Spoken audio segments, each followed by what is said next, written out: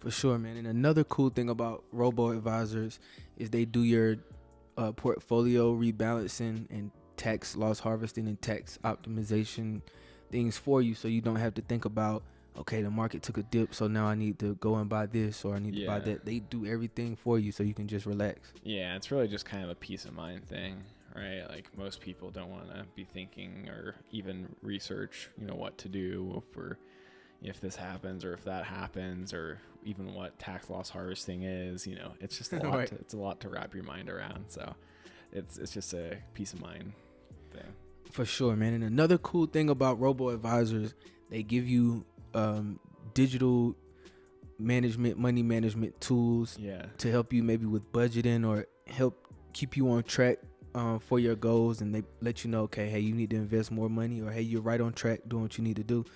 So I think that's another cool thing too. No, that's huge. Because even if a Robo-Advisor was to invest your $5 the most perfect way, right? They beat every other manager out there. You're not going to be able to retire off your $5. So you need some way of someone or some robot or algorithm telling you that you need to invest more if you want to make that account into something else. That's what's really most important. So for sure, brother.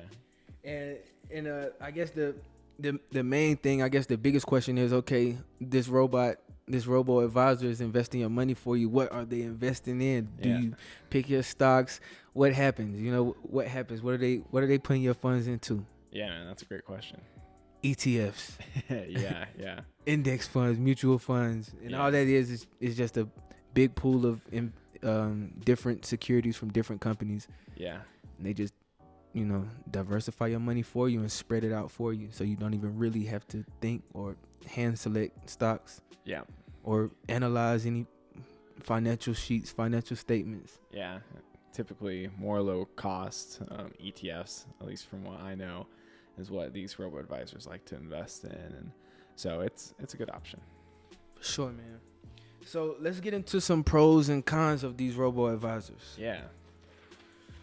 All right, man. One of the first ones, which we touched on before, are the low fees, low entry level fees and things that you have to pay to have your money managed. Yep. So generally, the Robo-Advisor that I use, I'm not gonna say any names because they're not paying us. They're not paying us. Maybe in a few seasons we'll tell you. But the Robo-Advisor I use, they charge 0.25% on my total assets. Yeah. So that's like the amount of money I have in there. That's only like a few pennies every month. Yeah. Which is nothing. Yeah, totally. Which actually, now that I see the 0.25%, like that's obviously very low.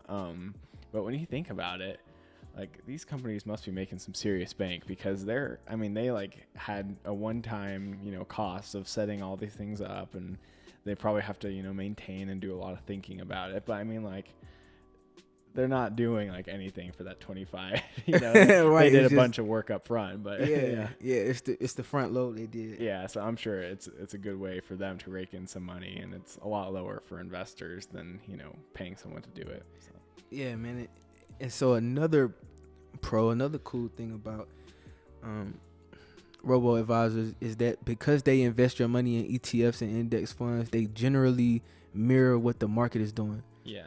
So if the market's up, then your account is up. But if the market is down, it won't necessarily be down, but it may take a little dip based on what the market is doing. Yeah, they're pretty efficient. So definitely plus. Yeah, man. And number 3, low minimum balances, which we all know that's the truth, because I just said I only have $5 in one of my accounts. But if you go to a physical location, a brick and mortar location, they will tell you we cannot take less than $1 million if you want to start investing with us, or if you want to, 100,000, something crazy sometimes. Yeah, even like money that most people would think is a lot of money, like $10,000. Like most places will not open an account and spend time, investing your money, because when you think about it, it makes a ton of sense. Like most investment managers or generally some investment managers will require 1%, fee of any assets they manage. So what is that for $10,000? Is that only $100? Yeah. Minimal. Yeah. So that's not a lot of money for people to be getting paid to look after. Well, so if you had $1,000, I did the math wrong. If you invested $1,000, they're not getting paid a lot. So for sure, bro.